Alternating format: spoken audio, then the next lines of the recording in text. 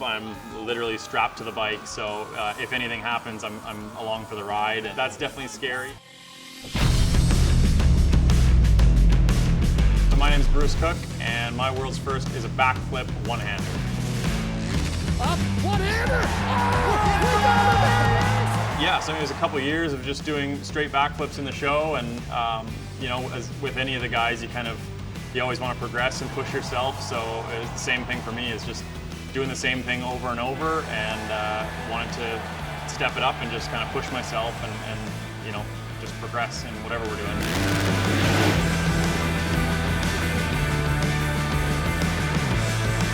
It's unique with my bike, and it's so scary because I'm strapped to the bike in 3 spots. So obviously with a normal backflip on a normal bike, you can eject, you know, when the bike's above you, and sometimes that's your worst case scenario, but you want to get away from the bike so it doesn't land on you.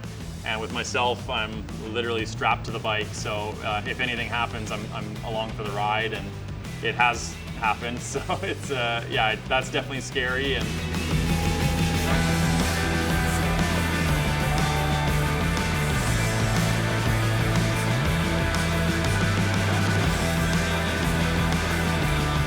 leading up to the jump, it's just kind of hitting your marks, because with me, it's so much to do with throttle control and pulling at the exact right time. With most guys, if you mess up your pull or the throttle a little bit, you can speed up or slow down your rotation using mostly your legs and the back brake and whatnot, and your body position. For me, once I've left the ramp, that's pretty much it. There's very small adjustments I can do in the air, so it's just, that's the scariest part for me, is, you know, that final run up towards the ramp, and then 5 feet before is where I have to give a little more throttle and then just hit that exact mark going off the ramp.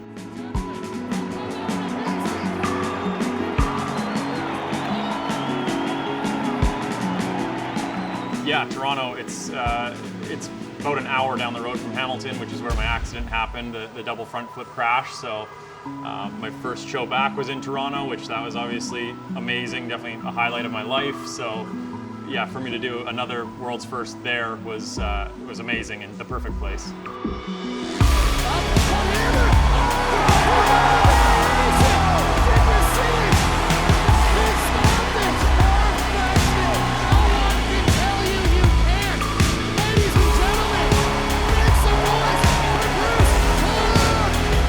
Yeah, it's cool. The reaction is always amazing, and I think that's why, a big reason why we do it is the feedback you get from peers and the crowd and kind of everyone. And yeah, not telling everyone, it was funny seeing everyone's reaction, and because it's such a quick thing, it happens so fast. So, you know, there's definitely, I was wondering if they would even notice, but yeah, everyone definitely noticed, and that insane feedback where everyone's going wild is definitely a big reason we do it. My advice to any other adaptive athletes would be just, I mean, a big one is just keep your chin up.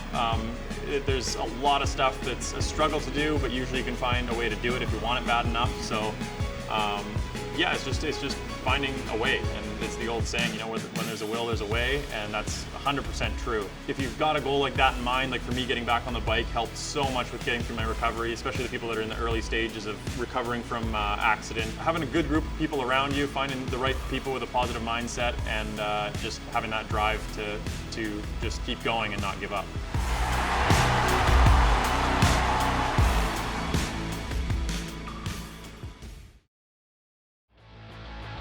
Click here to watch more unbelievable World's First presented by Ripley's Believe It or Not.